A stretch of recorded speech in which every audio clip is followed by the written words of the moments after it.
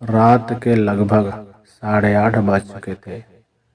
निधि रसोई में रात का खाना बना रही थी और लगभग खाना बन भी चुका था। केवल दाल में तड़का लगाना ही बाकी था। वैसे भी आज उसने हल्के फुल्के दाल चावल ही बनाए थे। दोपहर में कुछ मेहमान आए हुए थे, इसलिए पनीर और छोले दोनों की ही सब्जी बनी थी। तो रात में हल्का फुल्का ही ठीक रहता है। अभी निधि यह सोच रही थी कि सास ममता जी ने रसोई में प्रवेश किया। बहू, शिल्पा के सास ससुर आने वाले हैं, फटाफट से खाना बना दो, कुछ बढ़िया से बना देना। आखिर समधी आए हैं, कोई कंजूसी मत करना। ऐसा ना हो कि कल को शिल्पा को दो बातें सुननी पड़े। मैं जरा सोफे को कवर बदल देती हूँ। निधि के जवाब की प्रतीक्षा किए बिना ही सास ममता जी बाहर चली गई, क्योंकि वह जानती थी कि निधि सब कुछ संभाल लेगी। लेकिन ममता जी की बात सुनते ही निधि को 10 दिन पहले की घटना याद आ गई और न चाहते हुए भी उसका मन एक बार फिर से दुखी हो गया। दरअसल ममता जी की आदत है, वो अपने रिश्तेदारों का स्वागत बहुत ही अच्छे तरीके से करती है, लेकिन अक्सर जब निधि के घर से कोई भी आता है तो उन्हें उचित सम्मान नहीं देती। जब भी निधि के घर से कोई आता है तो ममता जी अक्सर मुंह बना लेती है। कभी अच्छे तोहफे न लाने का ताना देती है तो कभी यह ताना देती है कि बेटी के घर यूं रोज रोज नहीं आया जाता। कभी बची हुई मिठाई उनके आगे रख देती तो कभी कोई और ऐसी बात जो निधि को दुखी कर देती है। लेकिन पिछली बार तो हद ही हो गई, जब निधि के माता पिता अचानक बिना किसी पूर्व सूचना के आ गए तो ममता जी ने दोबारा खाना न बनवाकर दाल में पानी डालकर पतला करने का आदेश दे दिया और दोपहर की पड़ी हुई सब्जियों में तड़का लगाकर गरम करने को कह दिया। और रायते में तो वह खुद ही पानी डालकर चली गई।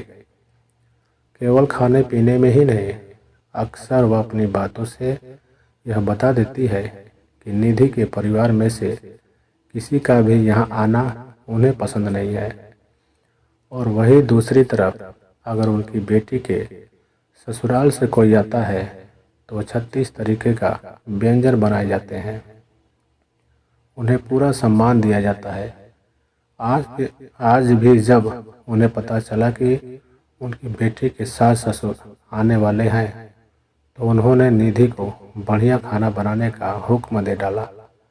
हालांकि बाकी हर तरीके से ममता जी का व्यवहार निधि के प्रति बहुत अच्छा रहता है, लेकिन न जाने क्यों जब भी बात निधि के परिवार की आती है तो उनका व्यवहार बदल जाता है। बस यही सब सोचकर आज निधि की आंख भर आई।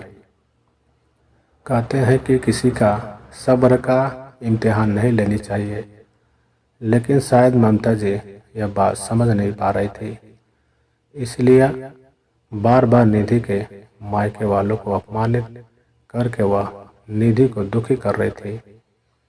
लेकिन आज न जाने कहां से निधि में भी हिम्मत आ गई। अपने आंसू पोंछकर वह हाल में आ गई और सोफे की कवर बदलती हुई ममता जी से बोली, मम्मी जी, दीदी के सास ससुर कब तक आएंगे? क्योंकि खाना तो लगभग बन ही चुका है। अरे, अभी तो तुझे बोल कर आई हूँ, इतना जल्दी खाना कैसे बन गया? मम्मी जी, वह क्या है ना, दाल चावल तो बन ही गए हैं। दाल में पानी डालकर उसे पतला कर देती हूँ, रायते में भी पानी डाल देती हूँ और दोपहर वाली जो पनीर और छोले की सब्जी बची हुई है ना, उसे भी थोड़ा सा फ्राई करके तड़का लगा दूंगी। और पूरियों का आटा तो दोपहर का बचा हुआ ही है, तो एक्स्ट्रा खाना बनाने की कोई ज़रूरत ही नहीं है। वैसे भी आप ही तो कह रही थी कि ना कि उस दिन समधी तो घर के ही होते हैं, वह तो अपने ही होते हैं। वह थोड़ी ना बुरा मानेंगे अगर हम उन्हें दोपहर का खाना खिला देंगे। दोबारा खाना बनाएंगे तो दोपहर का खाना बेस्ट हो जाएगा ना।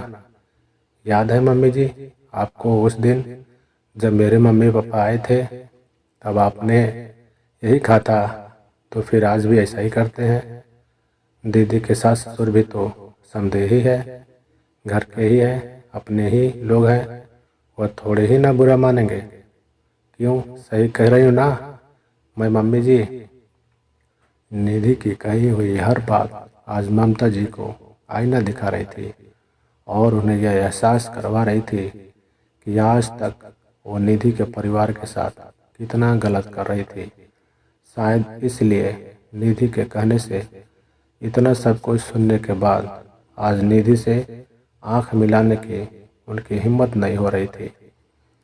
लेकिन फिर भी गलती के एहसास होने पर गलती को स्वीकार न करना यह ममता जी की फितरत नहीं थी।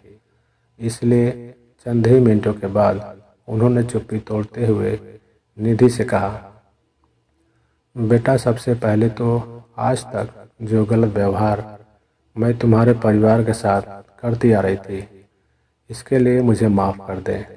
और दूसरी बात, मैं तुमसे वादा करती हूँ कि जिस तरीके का व्यवहार शिल्पा के ससुराल वालों के साथ मैं करती हूँ, जिस तरह उन्हें मान सम्मान देती हूँ, वही मान सम्मान और वही अपनापन अब से मैं तुम्हारे परिवार को भी दूंगी। देर से ही सही, लेकिन मुझ पर गुस्सा करके मुझे दो बातें सुनाकर सही राह दिखाने के लिए थैंक यू बेटा। दोस्तों, अक्सर आपने देखा होगा कि लड़के वालों का व्यवहार लड़की वालों के प्रति अच्छा नहीं होता है। उन्हें उचित मान सम्मान नहीं दिया जाता है। जबकि जिस माता पिता ने आपको अपने जिगर का टुकड़ा दे दिया है, उनका सम्मान तो अत्यंत आवश्यक होता है। लेकिन फिर भी हमारा यह समाज न जाने क्यों उनकी अवहेलना कर बैठता है, जबकि ऐसा नहीं होना चाहिए।